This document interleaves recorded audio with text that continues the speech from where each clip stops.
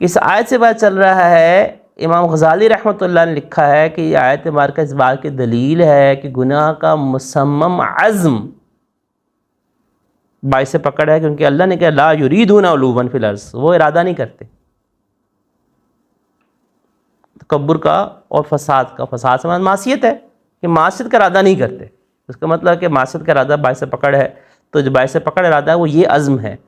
इसकी मिसाल यूँ समझें कि जैसे चोर चोरी करने के लिए अपने घर से बाहर निकल गया, कोई चोरी तो नहीं की लेकिन घर से बाहर निकल गया, चल पड़ा मकान की तरफ चोरी करने के लिए, तो अभी चोरी का फेल तो नहीं किया लेकिन चल तो पड़ा है ना। तो ये जो चलना है ये आज़म है, ये बाइस से पकड़ है।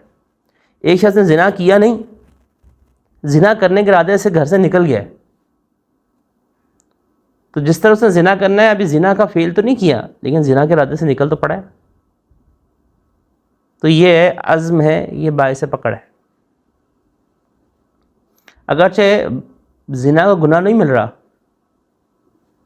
लेकिन ये कदमों का ज़िना है, जैसे हदीस से हमें आ गया ना कि कदमों का ज़िना के लिए चलना और पाँव का ज़िना है ना, तो ये पाँव का ज़िना है कि भाई बायनी वो ज़िना तो नहीं हुआ लेकिन पाँव ज़िना के काम के लिए तो चल पड़े ना इरादा करके।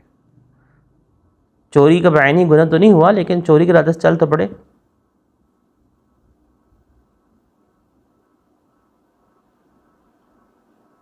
तो गोया अज़्म पे भी पकड़ है, इसलिए गुनाह के अज़्म से भी बचना है, गुनाह के हम से भी बचना है। अगरचे हम पे पकड़ नहीं है, पहले चारों पे पकड़ नहीं है। और वसाविस जो होते हैं ना, इनका इलाज तवज्जो ना देना होता है। जो वसाविस जितने भी होते हैं उनका सबसे बेहतरीन इलाज अपने आप को मसरूफ़ रखना होता है। जो बच्चा मसरूफ़ हो पढ़ाई में, आप उससे पूछ के देख लें, तो मैं वसाविस ख्यालात आते हैं, पढ़ने का टाइम ही नहीं मिलता कुछ सोचने का।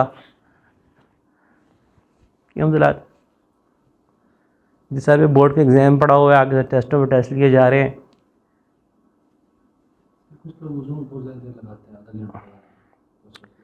वो वहम की बीमारी होती है, इलाज हो जाता है उसका, हिप्नोसिस से उसका इलाज मैं करता हूँ। पीछे भी एक मरीज़ा खातून थी, उनका इलाज किया, अल्हम्दुलिल्लाह ठीक हो गया उनका, तो इलाज हो जाता है उसका। साइकेट्रिस्ट भी करते हैं, साइकेट्रिस्ट मेडिसिन दे देते हैं, OCD कराता है।